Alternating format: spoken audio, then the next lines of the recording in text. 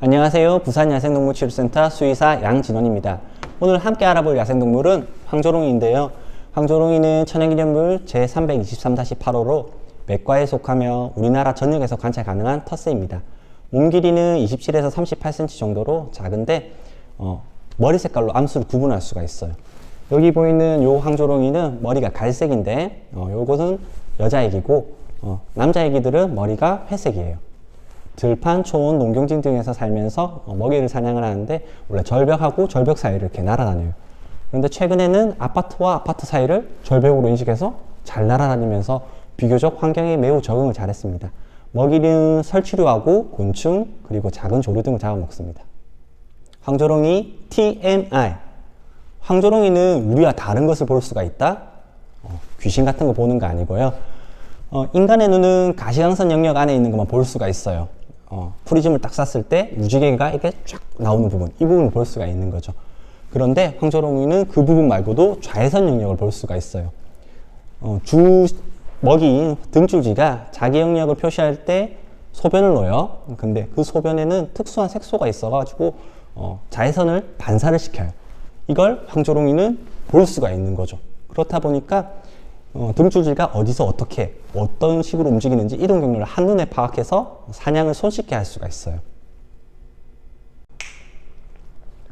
거기다가 황조롱이 눈 밑에는 검은 줄이 있는데 야구 선수들이 보면 낙경기 때 눈 밑에 패치를 붙이는 거랑 같은 역할을 해요. 그래서 사냥을 할 때 눈부심을 주는 것을 방지해 줍니다. 거기다가 아메리카 황조롱이 같은 경우는 시력이 엄청 좋아요. 18m나 떨어진 곳에 2mm 정도의 아주 작은 벌레까지 탐지가 가능하답니다. TMI. 황조롱이는 헬리콥터처럼 날 수가 있다? 헬리콥터는 비행기와 다르게 공중에 정지하듯이 날 수 있는데 이걸 호버링이라고 해요. 황조롱이는 맹금류 중에서도 정지 비행의 아주 달인인데요. 끊임없는 날개짓을 통해서 몸을 하늘에 고정시키고 사냥감을 포착을 해요. 시선은 한 군데 고정하고 있다가 몸이 흔들려도 타겟을 노리지 않고 확 해서 할강해서 사냥을 하죠. 이런 정지비행의 원리는 중력과 크기와 같은 양력을 만들어내고 꽁지깃을 펼쳐갖고 바람의 항력과 동일한 추진력을 만들어 이 네 가지 힘이 합이 0이 되어야만 가능한데요. 보통 일반적인 맹금류도 정지비행을 할 수가 있어요. 근데 일반적인 맹금류 같은 경우에는 단 몇 초밖에 불가능한데 황조롱이 같은 경우는 수십 분간 그 상태를 지속할 수가 있어요.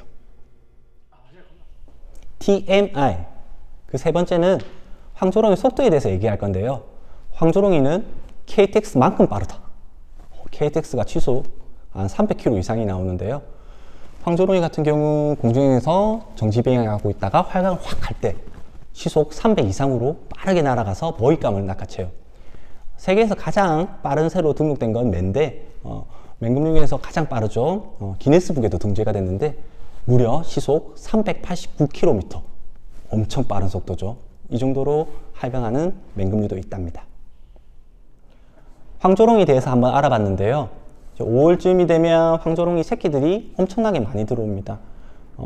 보통 뭐 고라니처럼 유괴나 납치 이런 경우보다는 도심에서 적응한 황조롱이가 새끼를 하필 에어컨, 환풍기, 실외기 이런 곳에 많이 낳아요. 아무래도 그런 곳에 놓다 보니까 신경이 쓰여서 바로 저희 쪽으로 데리고 오는 경우가 많은데 사실 이소랑 애기 키우는 것까지 포함하면 한 두어 달 정도면 충분합니다. 두어 달 정도만 잠시 기다려 주시면 어떨까 한번 생각해 봅니다.